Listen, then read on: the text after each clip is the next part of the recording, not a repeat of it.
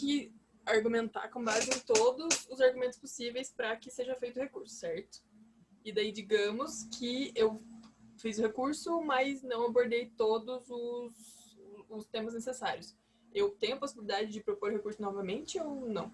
Nunca mais na vida. Veja, o objetivo da súmula, ela não é que necessariamente você tem que abordar tudo da decisão recorrida. Não é necessariamente isso. Mas é todos os argumentos suficientes. Então, o que se entende como suficiente? Por exemplo, se eu quero diminuir a pena, sei lá, meu recurso é para diminuir a pena.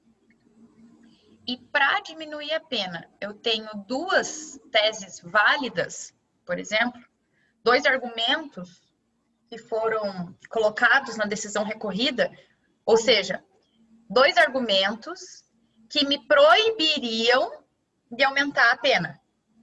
Desculpa, de diminuir a pena. Né? Então, são dois argumentos que dizem assim, a pena deve ficar no patamar acima do máximo, por isso e por aquilo. Então, usou dois argumentos do porquê a pena tinha que ficar acima do patamar mínimo. Beleza. Se eu vou recorrer disso, eu vou ter que impugnar todos esses argumentos utilizados para aumentar a pena acima do mínimo. Então, assim, se o meu objetivo é colocar a pena no mínimo, tudo que a decisão recorrida utilizou para não deixar no mínimo, eu devo utilizar, né? Outro exemplo, eu estou recorrendo a respeito da autoria.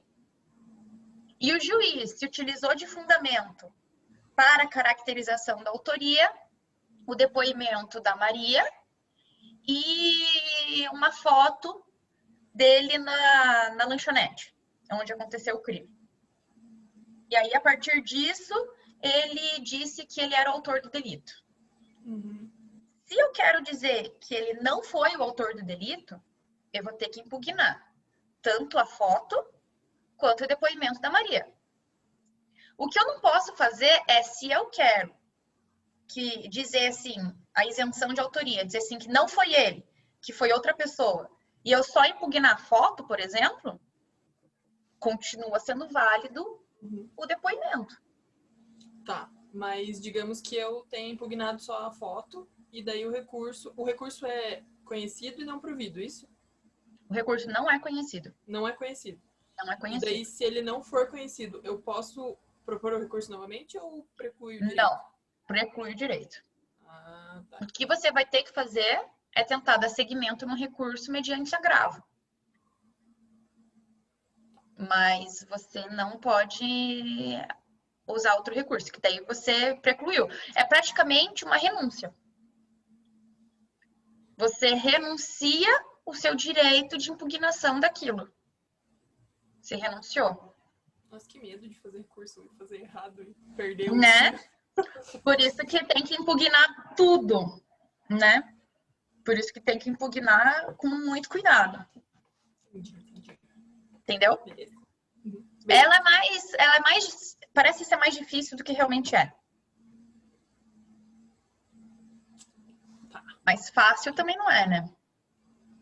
Não, entender, até entendo. O medo é na prática. O medo é aplicar, né? Exato, de você deixar passar um argumento necessário e já era daí. Não, e mesmo a gente usando os argumentos necessários, tá? A vice-presidência aqui do tribunal, que é quem faz esse juízo de admissibilidade prévio, né, de recursos, isso eu tô falando quando é recurso especial e recurso extraordinário, né? É a vice-presidência que faz. Gente, o que eles usam da 283 para negar seguimento a recurso é assim... É o super trunfo. Não, é o tempo inteiro, é praticamente uma súmula 7. É o tempo inteiro. E mesmo a gente impugnando, tá? Os argumentos. Eles dizem que nosso argumento não é suficiente. Mas peraí. Não, é muito pesado. Eles sempre falam argumentação insuficiente para ensejar a reforma da decisão recorrida. Mas espera lá. E aí o problema é quem são vocês para dizer que é insuficiente. Pera, quem tem que analisar o mérito do meu recurso é o órgão para quem eu estou recorrendo. Não é ele para dizer que meu argumento é insuficiente. Quem tem que me dizer isso que deixa que o órgão superior que me diga, né? Senão eu não precisava recorrer. E o duplo grau de jurisdição não existe, né?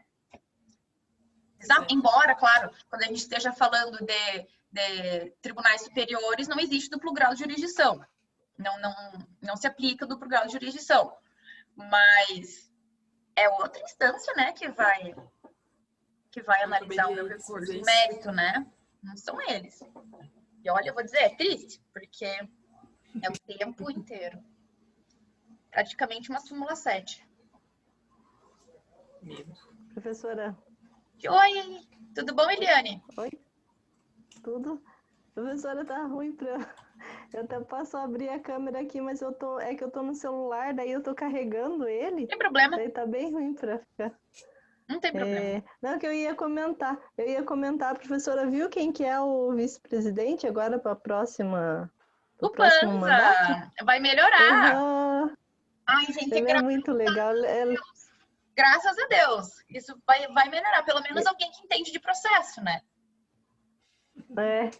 Então, eu tenho aula com ele de falências, né? Que eu não fiz o ano passado, daí eu tô tendo aula com ele. Nossa, ele é um amor. A cúpula tá muito melhor do que estava. Muito melhor. É, né? Muito melhor. A desembargadora Joeci também é uma... Joeci. Vocês sabem da história dela? Eu estagiei com ela. Eu estagiei com ela. Que legal. Nossa, ela é muito bacana. Não, ela era empregada doméstica. Ela era empregada doméstica. Muito legal. Muito legal. A história dela é linda. Sim. Que mais? Gente, eu vou compartilhar. Gente, tem uma boa notícia, tá? A matéria, ela vai praticamente ficar em teoria geral dos recursos, tá? Porque tem muita coisa, né, para tentar deixar todos os professores na mesma linha. Então, ela vai praticamente ficar com teoria geral dos recursos e alguma coisinha ali do início de recursos em espécie. Então, mais detalhes, assim, de outros recursos não tão aplicados, não cai, tá? Mas isso não significa que vocês não precisam saber, né, para a vida de vocês, porque para a vida de vocês é tipo assim, relevante, né? Nossa vida não se limita à prova, né? Exato. Pois é. Nossa vida não se limita à prova. Gente, então eu vou indo, tá? Pessoal, depois que assista a gravação. Tá.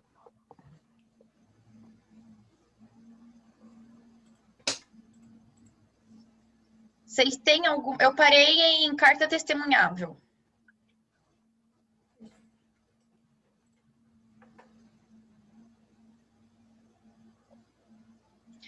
De parte geral, gente, vocês têm alguma dúvida?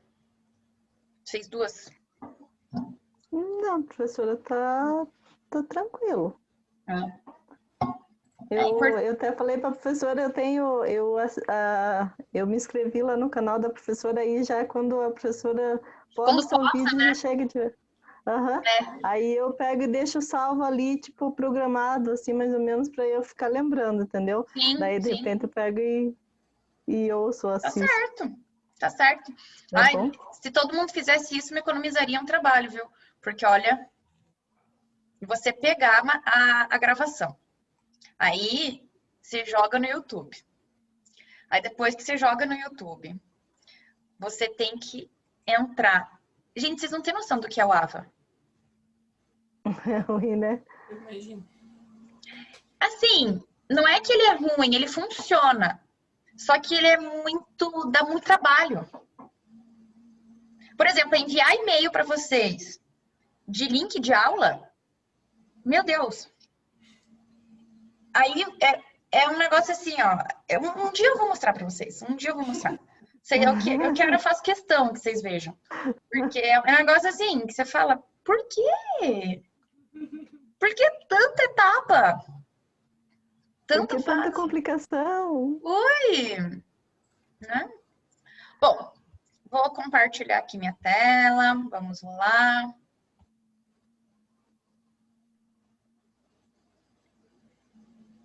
Ó, deixa eu só dar uma passadinha aqui. O que eu digo que é o mais importante de princípios, tá, gente? Vocês focarem nos seus princípios, né? Dos recursos, o que é mais importante? Focar nos princípios, tá? Então, saber o que é o duplo grau, ler assuntos sobre isso, voluntariedade, tararara, todas essas questões, todos esses princípios. E eu diria que o princípio mais prático e de maior impugnação que vocês vão ver na vida de vocês é da reformatio impejus, né? Tanto ela direta quanto indireta, né? Existe a reformatio impejus indireta. O que seria essa reformatio impejus indireta?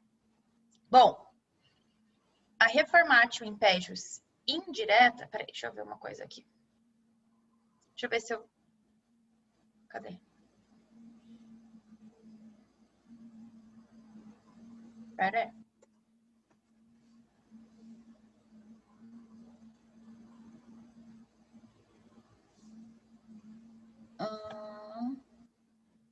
Eu coloquei aqui? Da reformatio impejus indireta?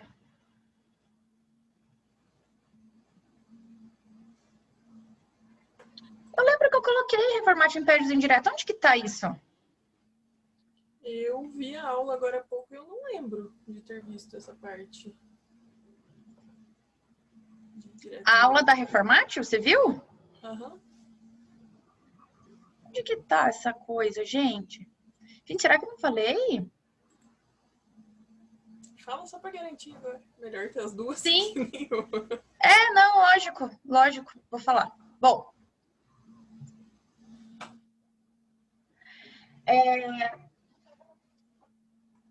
Então, deixa eu voltar aqui só para fazer um link, tá?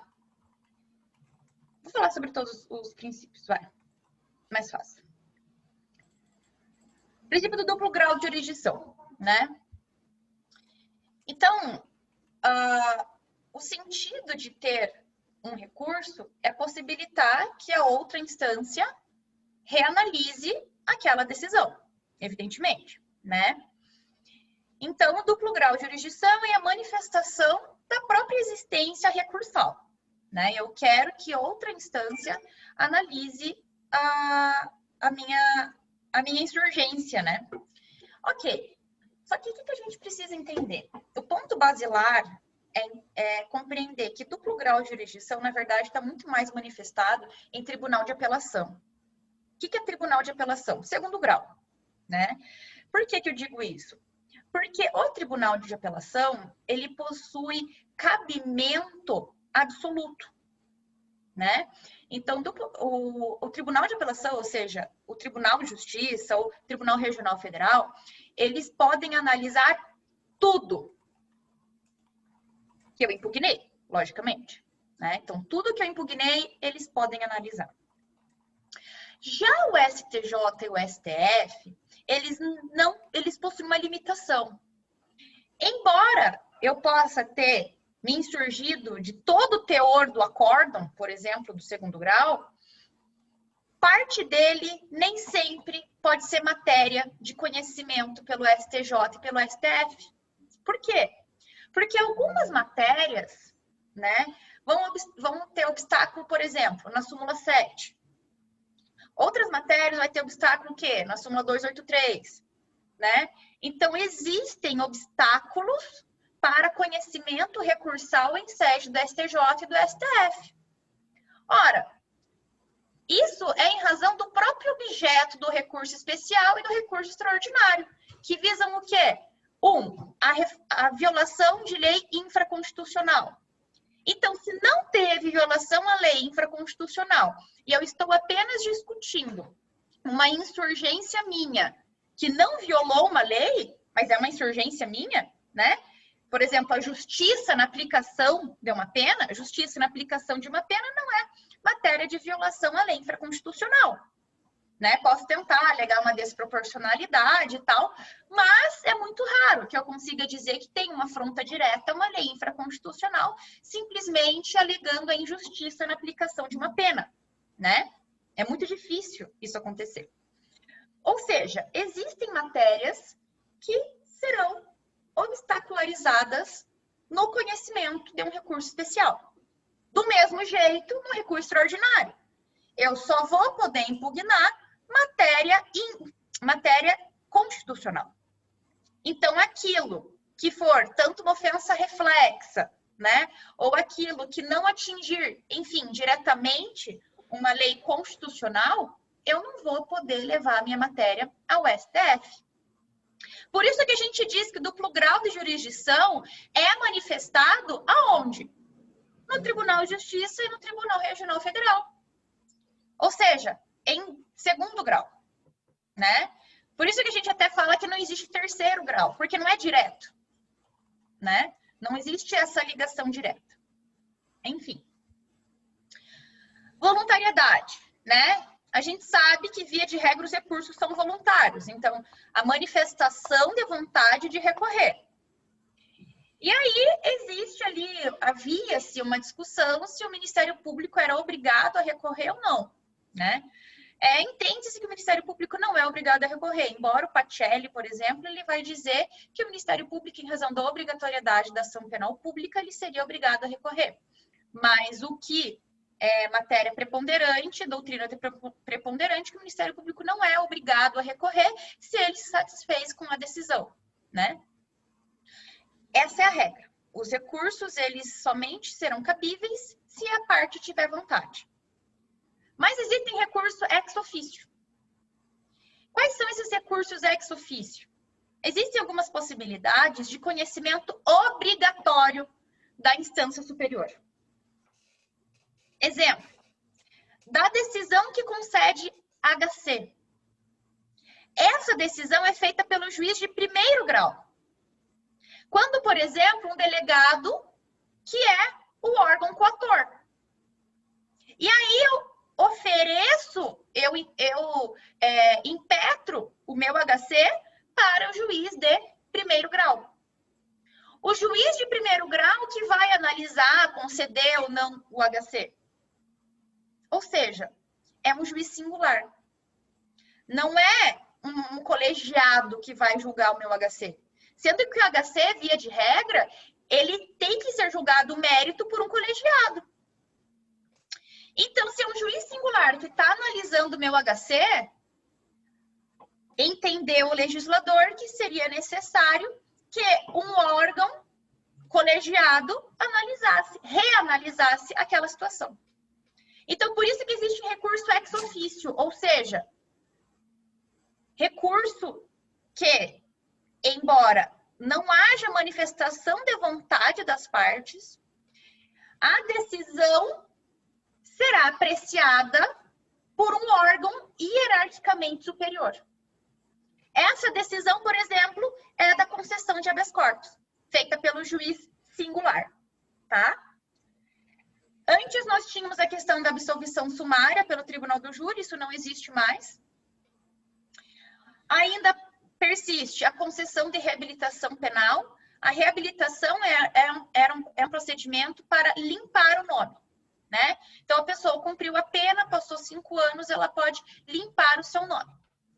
Esse procedimento da decisão que concede a reabilitação penal também passa a reanálise obrigatória pelo tribunal hierarquicamente superior, tá? E existem apenas 2 situações atualmente, que é da decisão de concessão de HC, feita por juiz singular, e da concessão de reabilitação penal. Vejam que são 2 situações, são 2 decisões que beneficiam o acusado. Logo, o recurso ex officio é um recurso que teria, por exemplo, de voluntariedade do órgão acusador, porque são decisões concessivas, não são decisões proibitivas ou denegatórias, né?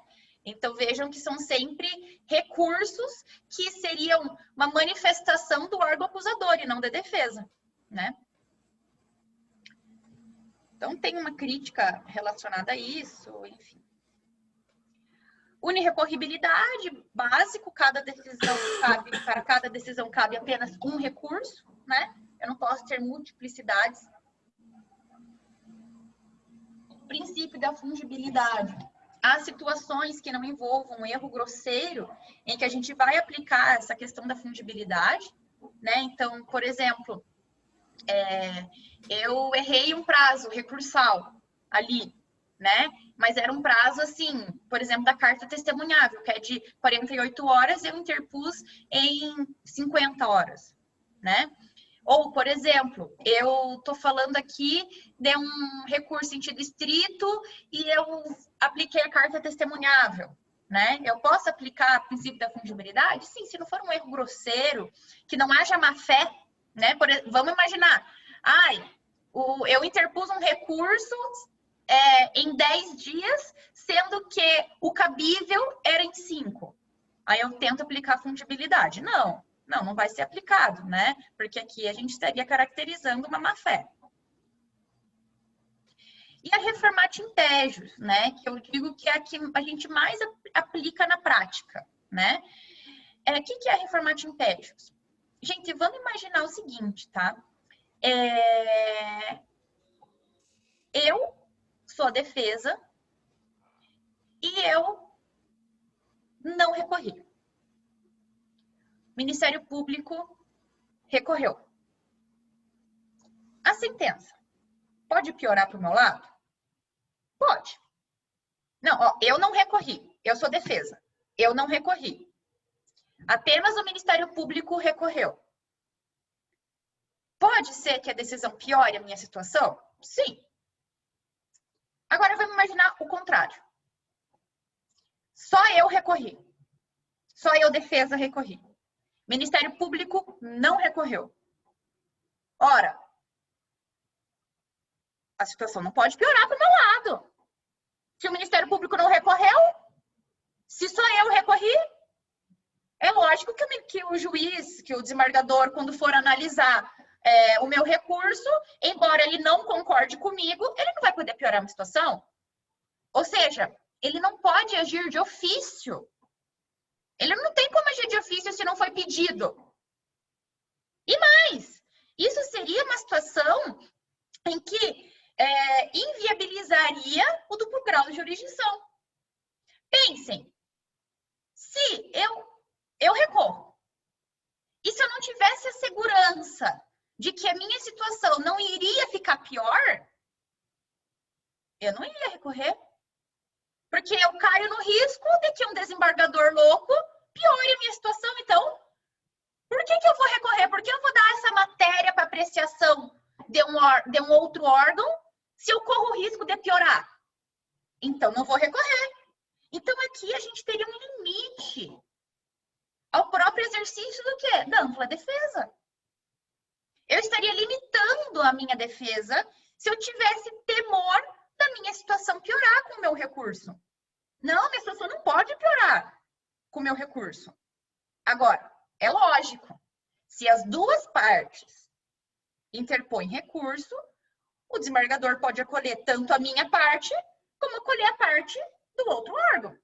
E aí, se acolher a parte do outro órgão, do ente acusatório, e não acolher a minha, é lógico que minha situação vai poder piorar. Isso é evidente. Ele não é obrigado a aceitar as minhas teses se a outra parte o convenceu melhor. Ele não é obrigado. Então, isso é cabível, né? Lógico. Se há recurso das duas partes, o órgão colegiado pode acolher qualquer uma delas, né? Mas tem uma situação, gente. Há casos em que essa parte é muito importante. Asterisco para a prova. Asterisco. Vamos imaginar o seguinte, tá? Eu aleguei na minha apelação, no meu recurso qualquer, uma determinada nulidade. Ou foi reconhecida uma nulidade, em qualquer fase do processo. Reconheceu-se a nulidade da minha sentença. tá? Porque eu disse que ela foi baseada, sei lá, em provas ilícitas, uma interceptação telefônica ilícita, sei lá. E eu anulo a minha sentença.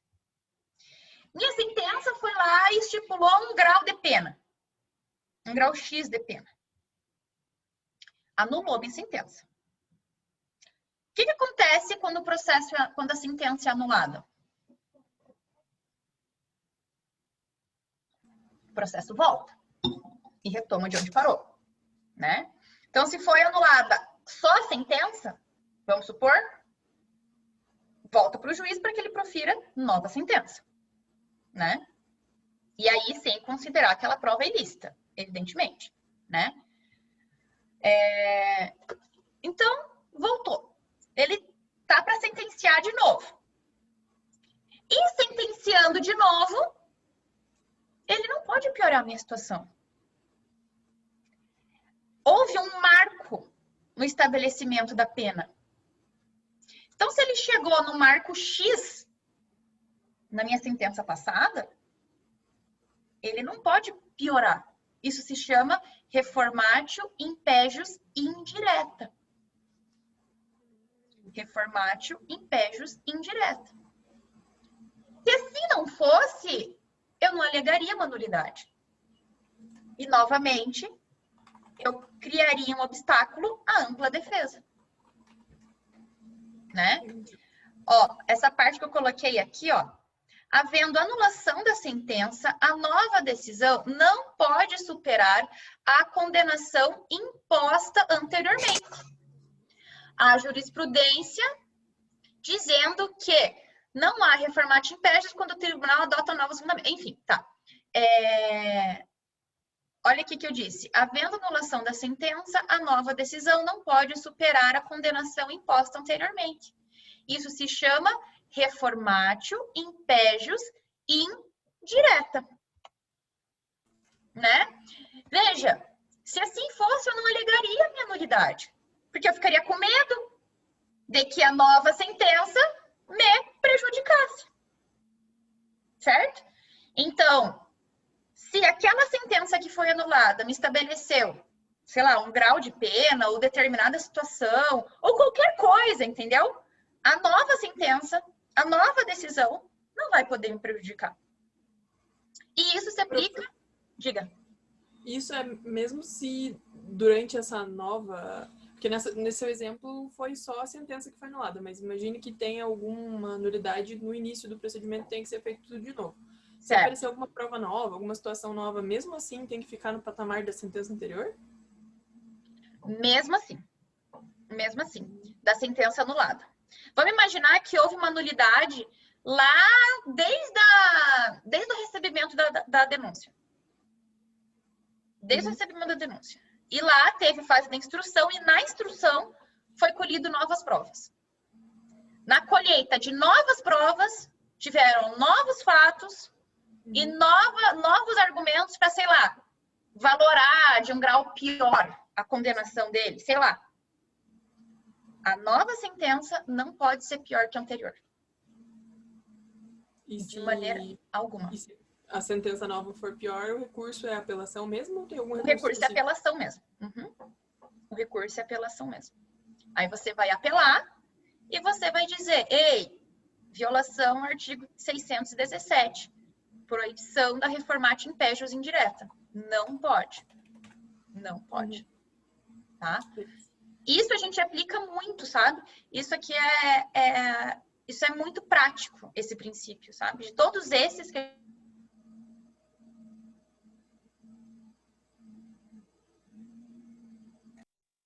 de instrução, vai lá e aumenta qualquer coisa, entendeu?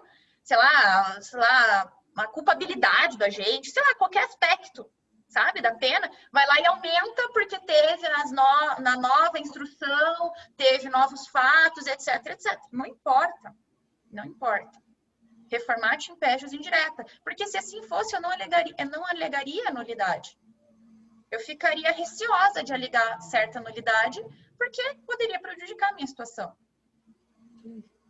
Né? Então, reformate impede a uso indireta. A não ser, evidentemente, que esses novos fatos desencadeassem uma nova acusação. Por fatos distintos. Então, na nova instrução, vamos supor, na nova instrução eu descobri que, além do crime, sei lá, de roubo, ele tinha praticado receptação. Né? Aí, o que vai acontecer? Aí eu tenho um novo processo. Se eu descubro um novo crime a partir dessa nova instrução, aí eu vou ter uma nova ação penal. Mas eu não posso pegar esse fato que eu descobri e aplicá-lo para valorar, né? Ou, por exemplo, para considerar reincidência, vamos imaginar. Eu descobri no decorrer da nova instrução que ele era reincidente. Vou poder valorar isso na nova sentença se eu não valorei na primeira? Não. Tá?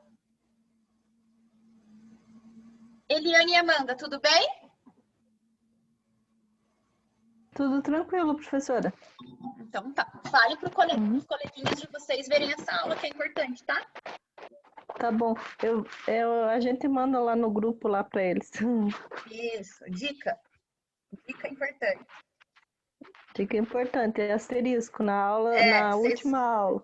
Vocês vão lembrar de mim, acreditem. Bom, disponibilidade do recurso é o fato de que a defesa interpôs um recurso e ela pode ou renunciar ou desistir. Por que eu falei a defesa? Porque o Ministério Público não pode desistir. Ele pode renunciar, né? Então, ele pode deixar de recorrer. Mas, a partir do momento que ele recorre, ele não pode desistir, né? Agora, a defesa pode desistir. Se ela viu que vai dar ruim aquele recurso, se ela viu que não vai dar boa, o que ela pode fazer? Ela pode desistir, para não passar vexame, né? Então, isso pode, tá? Então, efeitos, enfim, a gente já deu. Acho que isso aqui está bem claro dos efeitos.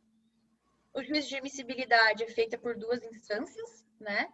Então, é feita pela primeira instância e, enfim, pela segunda. Se for um recurso especial, um extraordinário, vai ser pela segunda instância e pelo Tribunal Superior ou pela Corte Suprema.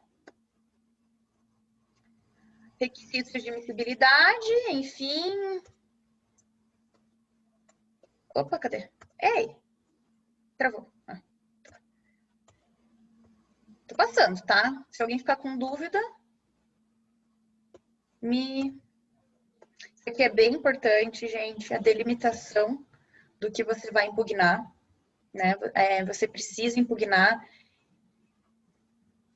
tudo que for do seu objetivo. Aqui, ó, o que eu tava falando.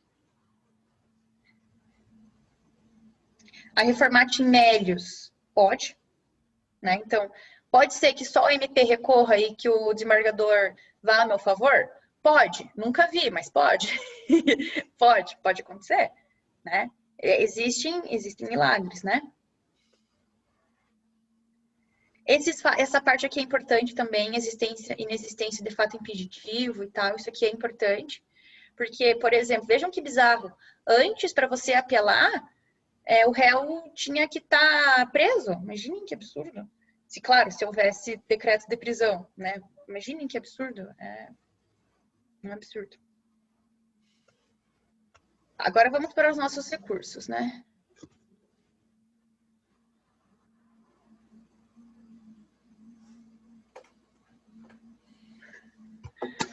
Tá. Desculpa. Olha só, o próximo recurso. Recurso especial e extraordinário. Os mais difíceis de você conseguir dar conhecimento. Quando a gente tem um grupo de um escritório parceiro nosso, que a gente divide, né? Às vezes a gente pega as causas e daí a gente, para não ficar com muita coisa, a gente acaba dividindo, né? E aí, tá tudo em grau recursal, né? Tudo apelação e tal. E aí no grupo hoje eu vi uma mensagem. Meu Deus, o recurso especial foi admitido! acredito! Meu Deus, não acredito! A gente estava assim muito feliz. Não acredito! Acho que nos últimos 2 anos foi o primeiro! Nossa, maravilhoso! Tá, exagerei, não é? Exagerei. Mas é muito difícil para vocês entenderem que, de fato, é muito difícil, assim, um recurso especial ser admitido. Um extraordinário, então... Então, a gente tem que comemorar quando essas coisas acontecem, né? Bom, aspectos gerais. Observação, isso não cai na prova. Tá? Mas eu acho que vocês precisam saber para a vida de vocês, né? Então, recurso especial, recurso extraordinário, né? As hipóteses de cabimento, elas estão dispostas em lei, né? Logicamente. O que é importante? Quando você vai interpor o seu recurso, lá no seu cabeçalho, ali na parte inicial, onde você qualifica a sua defesa, enfim, você tem que dizer com base em qual a linha você está interpondo. Então, por exemplo, no recurso especial, que é artigo 105, inciso 3º da CF, você vai ter que dizer se é em razão de contrariar tratado ou lei federal, se é por julgar válido ato de governo local contestado em face de lei federal, ou em razão de der à lei federal interpretação diversa da que lhe tem atribuído outro tribunal. A linha B, nossa, não existe no nosso processo penal, porque isso aqui é matéria de processo civil, de direito administrativo, o que for. Então, a gente aplica no processo penal a linha A e C, né? Comparando com recurso extraordinário, as finalidades são diversas. A finalidade de recurso especial é manter uma uniformidade interpretativa, da mesma forma que tem como interesse satisfazer o recorrente, né? Já o recurso extraordinário é manter a supremacia da Constituição. E manter também a rigidez da interpretação constitucional. Né? Não basta apenas manter a supremacia da Constituição, mas manter a rigidez da interpretação dada aos dispositivos constitucionais. Né?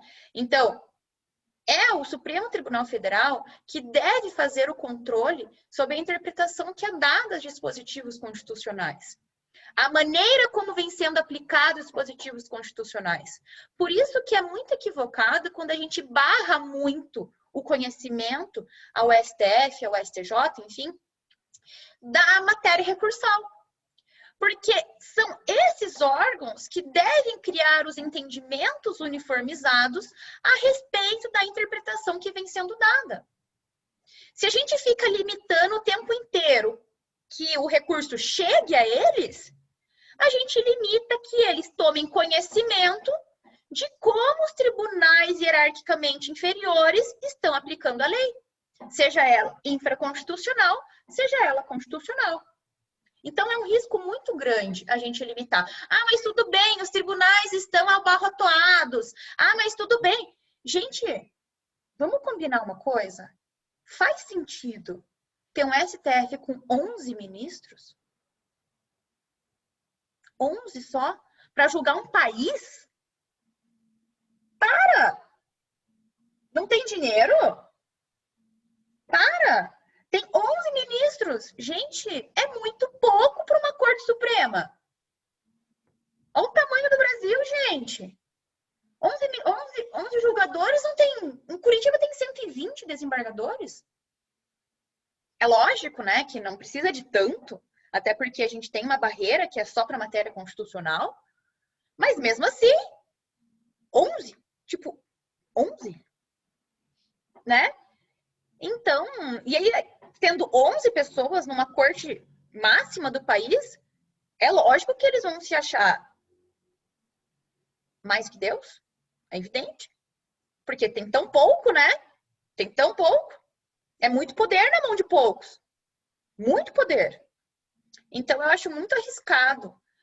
Eu acho, sabe, um argumento medíocre.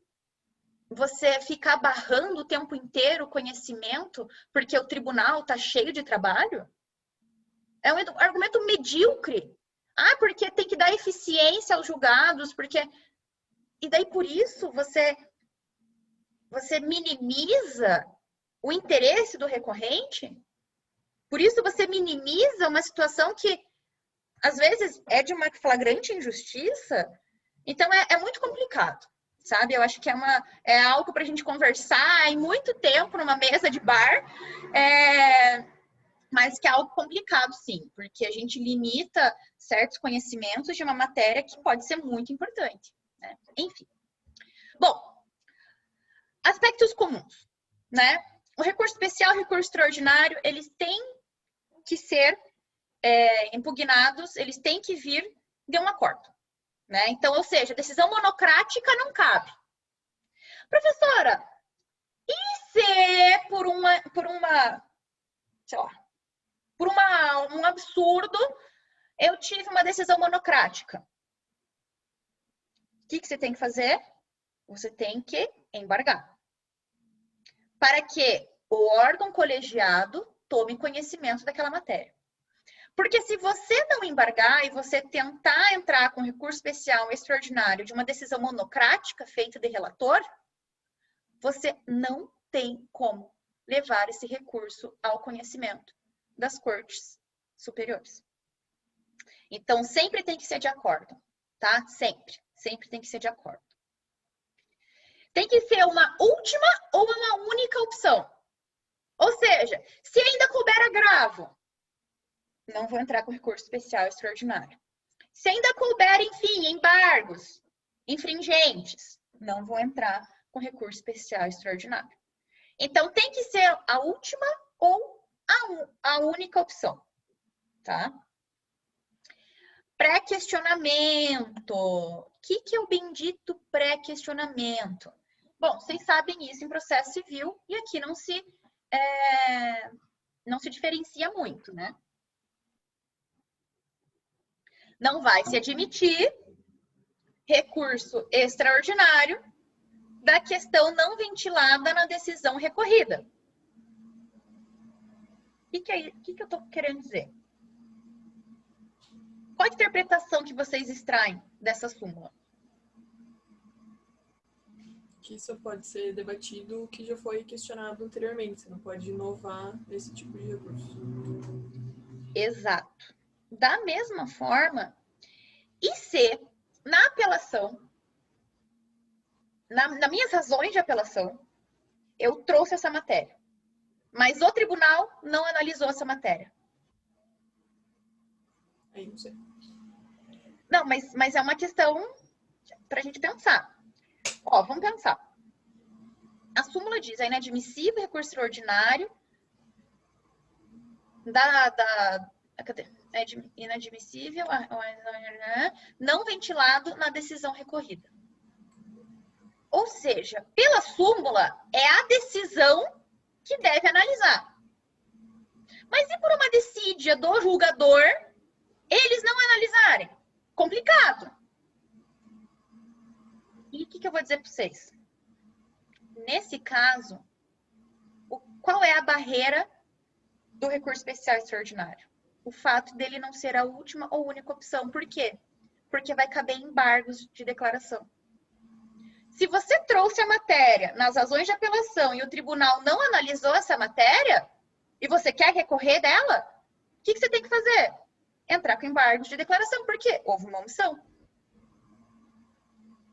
E aí, se existe essa omissão, não é pela súmula que a gente está barrando o recurso especial extraordinário, mas é porque o recurso especial extraordinário não é a única opção. Entende? Então, a decisão recorrida tem que trabalhar com o objeto do meu recurso. Se meu recurso está falando da autoria, a decisão recorrida tem que falar da autoria. Se não falou de todos os fundamentos, eu vou entrar com embargos, para que ele fale sobre tudo da minha decisão recorrida, tá? Tempestividade. Isso é o tal do pré-questionamento, né, gente? Só que eu vou contar uma novidade para vocês. Tem entendimento mais do que consolidado, inclusive do STF. Que, em se tratando... Olha, isso daqui eu dou em pós-graduação, tá? Mas é importante vocês saberem. Acho que, se vocês já sabem, é um caminho já andado. Veja. Em se tratando de pré-questionamento em matéria penal, é meio bizarro. Por quê? Existe um negócio chamado HC de ofício.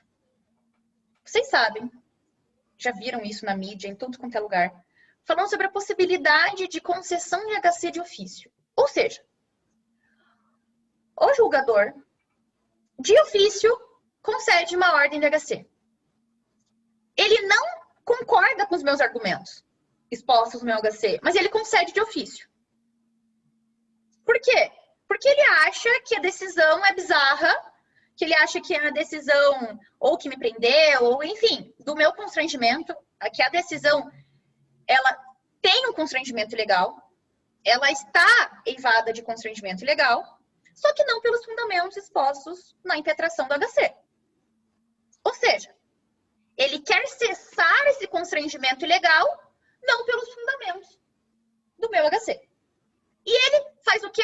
Concede de ofício. Por quê? Porque, veja, HC não é recurso. Logo, ele pode muito bem fazer cessar um constrangimento ilegal. É obrigação de todo julgador fazer cessar constrangimentos ilegais. É obrigação. Porque não pode você convalidar. Se ele não acata o meu HC e existe constrangimento ilegal, ele está convalidando uma injustiça. Então, ele não pode convalidar essa injustiça, esse constrangimento ilegal. Todo constrangimento ilegal deve ser cessado, inclusive por habeas corpus de ofício. Então, o julgador, embora não concorde comigo, pode conceder a ordem de habeas corpus. Top. Se existe essa possibilidade de concessão de HC de ofício, por que eu estou discutindo pré-questionamento? Por que eu estou discutindo pré-questionamento se é possível concessão de HC de ofício? Ou seja, é possível no HC que o julgador, independentemente do meu argumento, eu posso não ter trazido aquele argumento, que ele se utilize de outro fundamento para conceder minha ordem de HC. O pré-questionamento vai me impor que eu fale sobre tudo. Que a decisão recorrida fale sobre tudo. Ora, se o órgão superior tem entendimento próprio para fazer cessar certa injustiça, embora por argumentos que ele entenda conveniente, por que eu estou falando aqui do pré-questionamento?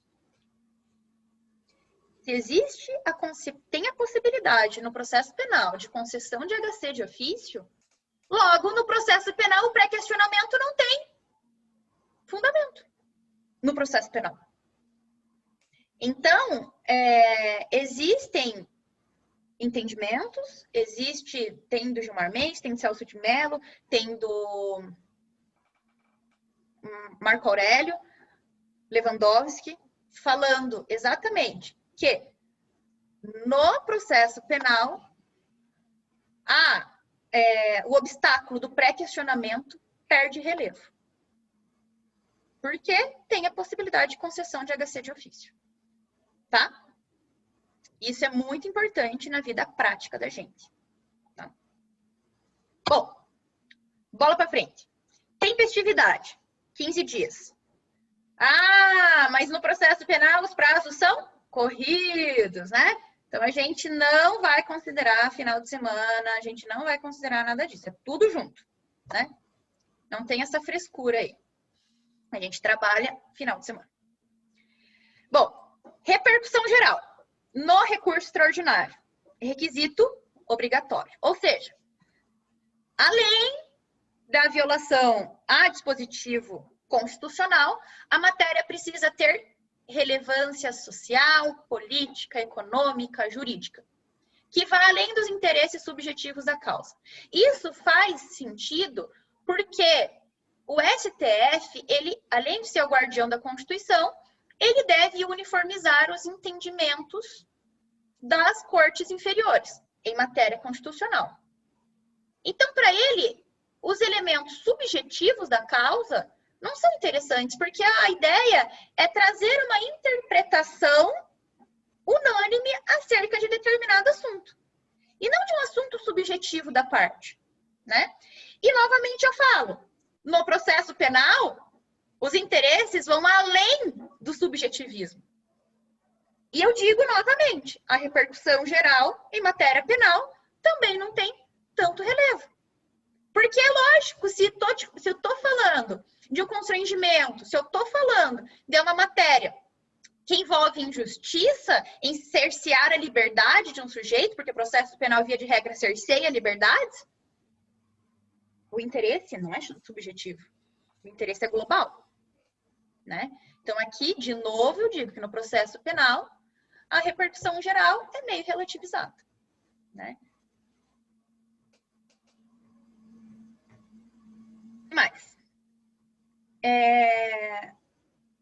não que seja objeto da nossa matéria, mas para fins de conhecimento de vocês, da decisão que inadmite da mesma forma, o juízo de admissibilidade de recurso especial e extraordinário, ele é feito pelo Tribunal Inferior, ou seja, o Tribunal de Justiça, ou TRF, que vai exarar a primeira admissibilidade do recurso. Nesse juízo de admissibilidade, cabe àquela corte analisar se tem infringência à lei constitucional, no caso do recurso extraordinário, ou se tem infringência à lei infraconstitucional, no caso de recurso especial. E nesse juízo de admissibilidade, deve-se analisar apenas aspectos formais. Não se analisa o mérito, porque o mérito da causa deve ser decidido pelo órgão superior. Top.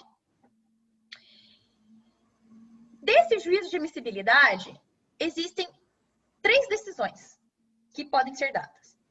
Uma, conhecer do recurso e dar seguimento.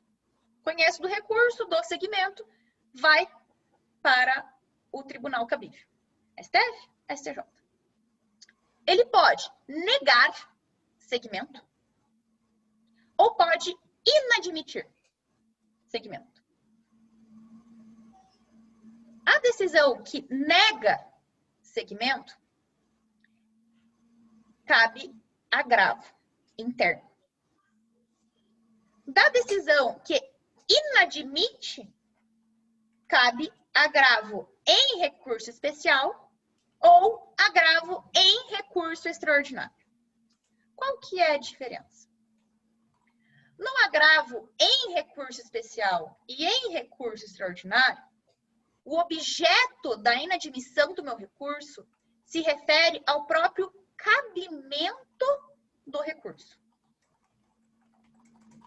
Ou seja, vai esbarrar em uma matéria, por exemplo, de não cabe recurso extraordinário porque a matéria alegada é ofensa reflexa à Constituição, ou seja, não é uma ofensa direta à Constituição. Ou porque não vai caber o recurso especial, porque a matéria, eu inadmito o recurso especial porque a matéria impugnada está de acordo com o entendimento consolidado pelo STJ. Ou seja, a inadmissão do recurso especial ou do recurso extraordinário se refere ao próprio objeto de cabimento. Vai esbarrar onde? No artigo 105 ou no artigo 102. Porque esbarra ali. Já a negativa de seguimento é relacionada a aspectos formais. Ou porque eu não impugnei toda a matéria do pré-questionamento, ou porque não envolve repercussão geral, por algum aspecto formal do recurso, a decisão é de negativa de seguimento. Tá? Isso aqui, gente, está no Código de Processo Civil. Não está no Código de Processo Penal. Mas a gente aplica por analogia, porque no Código de Processo Penal não fala sobre isso. Tá?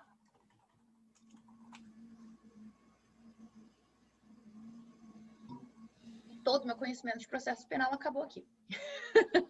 De processo civil acabou aqui. Tudo certo, gente? Podemos já fazer um recurso especial? Conseguimos, né? Vamos, diga. Não, tá tudo certo. Muita informação, medo disso na prática, mas tudo certo. Isso, gente, é prática, né? Assim, é prática isso aí. Eu, sinceramente, eu saí da faculdade sem saber disso. Eu saí da faculdade sem saber. Eu não sabia de nada disso. Eu não tive aula disso. Não tive. Mas eu acho importante. Com certeza. Então, vamos lá. E a revisão criminal? Não é recurso. Revisão criminal não é recurso. É o quê? É uma ação constitutiva. Por quê? Porque ela vai constituir um novo direito. Por que ela constitui um novo direito? Porque a gente vai trabalhar tudo de novo. É como se fosse uma ação feita pela defesa. É uma ação nova feita pela defesa, né? Então, eu transitei em julgado aquela decisão, e esse é um elemento essencial, a certidão de trânsito em julgado, tá? E a revisão criminal, ela vai revisitar o quê? O processo. Se ela relativiza o trânsito em julgado, significa o quê? Que é um recurso, até eu falando recurso, que é uma ação exclusiva da defesa. Veja que bizarro se fosse uma ação exclusiva da acusação. Se eu fui absolvido, eu poderia revisitar o tempo inteiro aquela minha absolvição? Não, gente, não. É revisão pró réu. Eu apenas posso revisitar a sentença condenatória. Logo, não existe revisão criminal pró-acusação, só pró-réu. Mas também não é bem assim, né? Ah, eu fui condenado, transitou em julgado, tudo bem, eu tenho revisão criminal. Não, o trânsito em julgado existe, precisamos respeitar o trânsito em julgado. Não é porque em matéria de benefício do réu, o trânsito em julgado seja relativizado, que ele não exista. Ele existe. Mas, somente será caso de revisão criminal quando houver um erro do judiciário ou o surgimento de fatos novos. Né? Então, e como que a gente vai caracterizar esse erro? Não é a mesma coisa do que violação a um dispositivo legal. Porque ele violou um dispositivo legal. Não. Eu tenho um recurso próprio para isso. E se eu não me utilizei, problema meu. O erro judiciário, gente, é algo esdrúxulo. Por exemplo, eu condenei a Maria quando a prova do DNA disse que era Joana. Eu tive um erro do judiciário. Lógico, gente, isso que eu tô falando é o que, sei lá, os tribunais entendem. Mas o que você vai fazer? Você vai tentar caracterizar tudo como erro judiciário, inclusive aplicação de pena. Cabe aqui, no seu poder argumentativo, dizer que na aplicação de pena houve um erro judiciário. E aí é o teu poder argumentativo, é o que vai diferenciar você dos bons. Você saber argumentar que houve um erro judiciário ali na aplicação de determinada pena é o que vai fazer a tua vida, né? Porque o que é quando a gente estuda isso vai caracterizar o erro judiciário? Era Joana e foi condenada a Maria. Isso normalmente é o que a doutrina nos indica. Isso normalmente é o que a tradição nos traz. Mas por que não seria um erro judiciário o fato de aplicar erroneamente uma pena?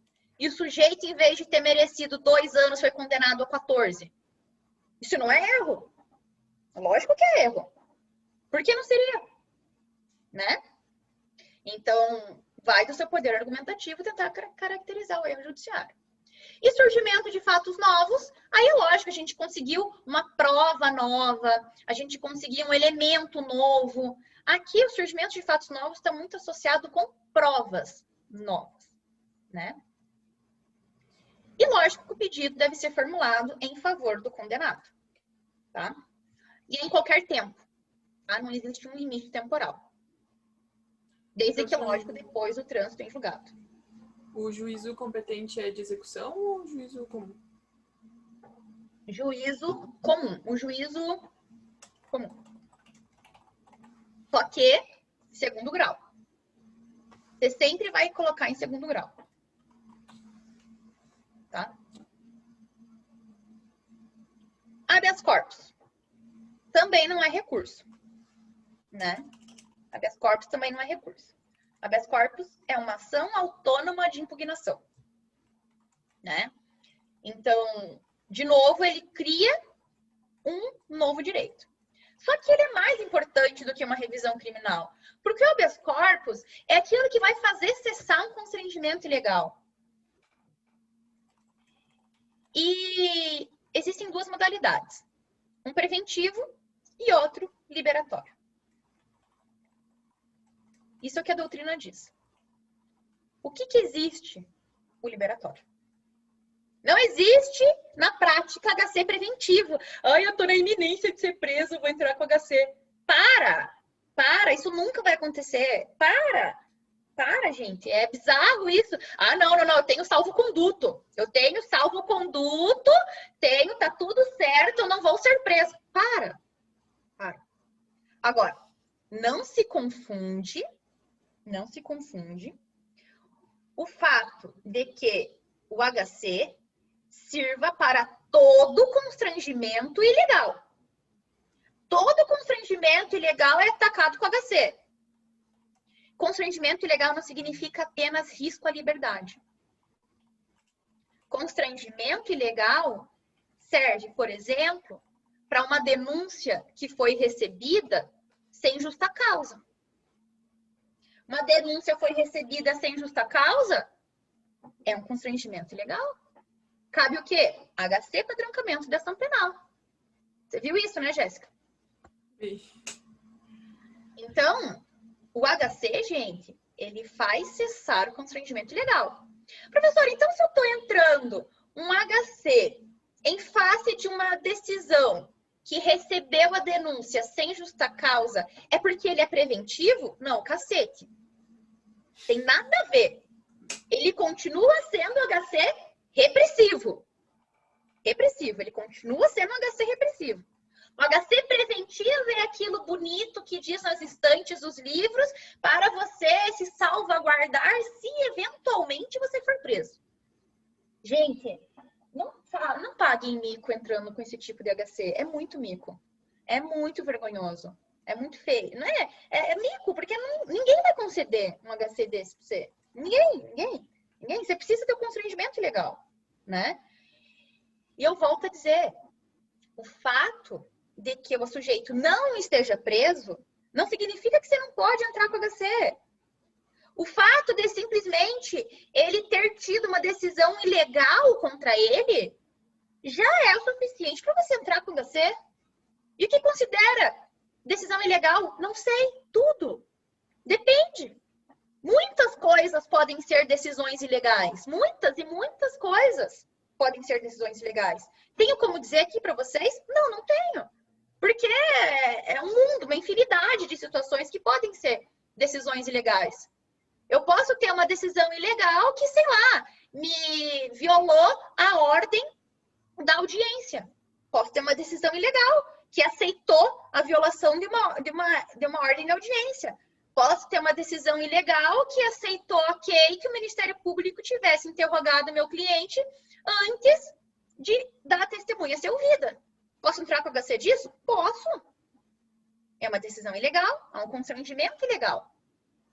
Tudo que for constrangimento ilegal, eu posso entrar com o HC. Né? Então, observem. não tem necessariamente a ver com liberdade.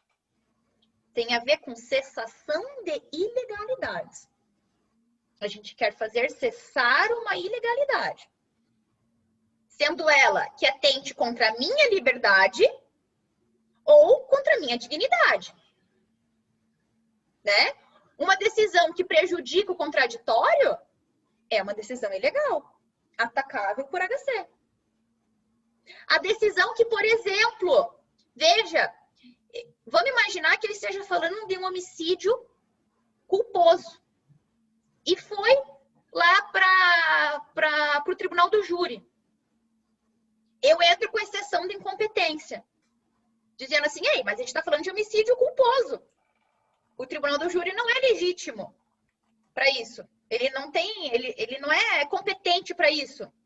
Entro com uma exceção de competência. O juiz nega a exceção de incompetência. Tenho ilegalidade? Tenho. Posso entrar com HC? Posso. Então, veja, é contra ilegalidades, tá? Eu quero que vocês coloquem isso na cabeça. HC é contra ilegalidades, tá? É lógico que o conhecimento do HC não é tão simples, não é tão fácil. Porque você precisa demonstrar para o órgão julgador que aquilo, de fato, aquela ilegalidade, de fato, te prejudica, de alguma maneira. E é esse o poder argumentativo. Dizer que aquela ilegalidade me prejudica. Tá? É, acima de tudo, um direito fundamental, porque está previsto no artigo 5º da Constituição. Tá? Legitimidade ativa. Quem pode interpor? Todo mundo. Independentemente de habilitação técnica. Tá? Inclusive pessoa jurídica. Cabe HC em face de pessoa jurídica. Tá? Autoridade passiva. Quem é autoridade passiva? Autoridade coatora. Né? E quem é autoridade coatora? Quem emanou a decisão. Quem fez a ilegalidade. Por exemplo, e aqui é uma questão de competência. Quem fez a ilegalidade, por exemplo, se negou a arbitrar a fiança. Vamos imaginar que o delegado de polícia era um delito que cabia fiança, ele se negou a arbitrar a fiança. O que eu faço? Entro com HC. Para quem? Para o juiz de primeiro grau. E é dessa decisão que cabe recurso ex officio, feita pelo juiz de primeiro grau. Ah, não, foi o juiz de primeiro grau que, sei lá, se negou a relaxar minha prisão. Se negou a relaxar minha prisão. Para quem que eu vou mandar? Para o Tribunal de Justiça ou TRF. Foi o TRF que inadmitiu, sei lá, que fez uma ilegalidade. Para quem que eu mando? Para o STJ. Aqui é diferente um pouco a regra, tá? Aqui é para o STJ. Independentemente de lesão à lei infraconstitucional ou não. Decisão de tribunais, locais, estaduais, STJ. Ah, foi o STJ que emanou a ordem ilegal. Órgão competente, STF.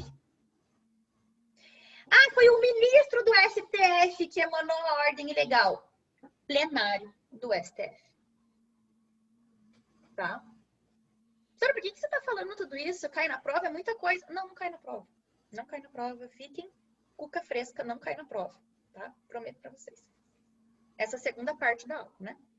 Então, se vocês quiserem falar para coleguinhas de vocês, se eles quiserem ver apenas a parte até revisão criminal, tudo bem. Tá? Depois de revisão criminal não cai na prova, tá, gente? Mas são assuntos importantes que eu não quero que vocês se formem sem saber. Enfim, e do recurso que nega o HC? O que cabe? Via de regra, da decisão que nega o HC, ou seja, que denega a minha ordem, cabe recurso ordinário em habeas corpus, a ser interposto no prazo de 5 dias. Por que eu falei via de regra? Gente, e se essa decisão que não concedeu minha ordem de habeas corpus perpetuar uma ilegalidade? Caberia novo HC. E essa decisão que me negou está perpetuando a ilegalidade, eu vou entrar com outro HC. Por quê? Porque eu tenho um novo ato coator. E esse novo ato coator está o quê? Perpetuando a ilegalidade antes feita. Se ele diz que a prisão é legítima e que por isso ele não vai conceder o HC, ele está fazendo um outro ato ilegal. Um outro ato coator. Então, por isso que cabe mais um HC. Mas aí vai de você também argumentar, etc, etc, etc. Né? Mas, via de regra, o recurso cabível da decisão que nega HC é recurso ordinário em HC. Por que é ruim você interpor? Primeiro, que ele tem prazo de 5 dias. Segundo, que ele não tem o procedimento ágil como o HC.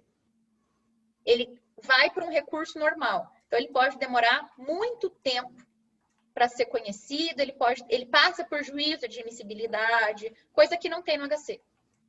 Tá? Uma dúvida no HC ainda é se, por exemplo, acontecer essa situação de ter o primeiro HC, foi denegado, daí você interpõe, qual que é o termo para HC? Não sei qual deles que é. Impetra. Impetra o HC. A autoridade coatora nesse segundo vai ser quem? As duas anteriores ou só imediatamente anterior? Imediatamente. Porque você está criando um novo ato.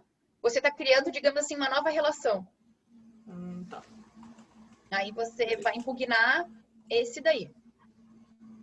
Mas vai resolver o problema da original? É isso que eu fiquei em dúvida, porque se... Não sei se você entendeu a minha dúvida. Eu entendi, faz sentido a tua pergunta. Faz muito sentido. Tá. Mas daí esse segundo HC, essa autoridade, assim, sei lá, suponhamos que foi um delegado que fez uma prisão ilegal. Aí você pede, impetra um HC, aí o juiz não dá a ordem, aí você vai para o tribunal.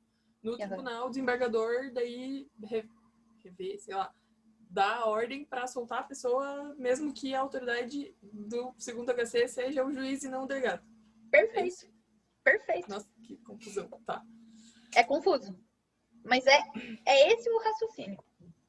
Faz sentido muito? Médio. Processualmente, em técnica, falando, talvez não. Mérito, sim. Uhum. Mérito, sim. Por quê? A decisão nova nada mais fez do que acatar a decisão antiga. Então, vamos fazer uma escadinha. Uhum. A decisão nova acatou a decisão antiga, a qual era ilegal. Tem um novo ato coator? Tem. Mas baseado aonde? Na anterior. Uhum. Então, lógico que o efeito de o tribunal considerar a concessão da ordem vai ser considerar que lá atrás o delegado estava errado. O efeito vai ser esse. A consequência dele considerar ilegal a decisão da juíza é porque a juíza se baseou na decisão do delegado. Uhum. E o delegado estava errado. É uma consequência, digamos assim, uma escadinha. Entendi. É a água que você tá aqui em cima e você joga pros degraus anteriores. É uma escadinha. Mas é esse teu raciocínio, tá bem? Tá certinho. Eliane e Amanda, tudo bem? Já foram embora? Não, prof. Tô aqui. A gente tá aqui, tá ouvindo, tá, prof? Quer dizer, eu tô ouvindo. Gente, o artigo... Alguém falou alguma coisa, pera. Amanda falou que tá sem microfone, mas tudo certo. Ah, então tá bom. Tem as hipóteses de cabimento, mas a gente já sabe que, em razão de serem um direito constitucional, a gente não se limita a elas, né? Então, a gente não vai se limitar a essas hipóteses de cabimento previstas no Código de Processo Penal. E olha, é isso.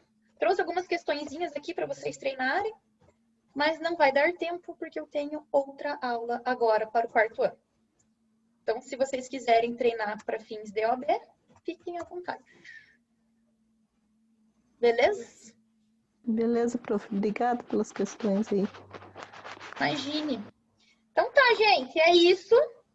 Mandem recado para os coleguinhas assistirem. E boa sorte. A prova tá tranquilíssima. Tá tranquilo? Só uma questão que também é difícil. Uma questão também difícil, mas o resto tá tranquilo. Tá bom? Eu não sei, mas parece que agora essas matérias mais pro final do ano parece que tá mais fácil, Mais assim, fácil, não sei, de né? assimilar, né? Sabe o que é? Vou dizer uma coisa. Quando você tá no ritmo de estudo, ou que você já estudou, ou que você já viu muita coisa, fica mais fácil a compreensão, porque tua mente, ela começa a ser meio, sabe, a ligar as coisas, sabe? Coisa que no primeiro ano, para você, era tão abstrato, você já viu tanta coisa, que vai começando a... Você pode até não saber, não ter estudado aquilo, não ter tido aquela matéria, mas, em razão dos seus conhecimentos, vai ficando... Em suma, vocês ficam mais inteligentes. Em suma. Eu acho que tem a ver uma coisa assim, meio que de... Digamos que meio que de conhecimento que vai se acumulando, né? É isso mesmo. Eu Você vai acredito que seja acumulando isso. conhecimento e vai ficando meio que automático a compreensão. Mas é verdade mesmo. Gente, beijo pra vocês, Eliane. Final de semana, teu TCC vai estar prontíssimo, tá? Ai, que medo. Prometo pra você, vai estar tudo certo. Vai dar tudo certo, tá? Não vou reclamar que tá difícil, porque não tá difícil pra todo mundo. Então, nem adianta gastarmos saliva quanto a isso. Mas fazemos o que podemos. Gente, um beijo pra vocês. Bons estudos. Beijo, professora. Até. Bom final de semana. Até. Tchau. Beijo.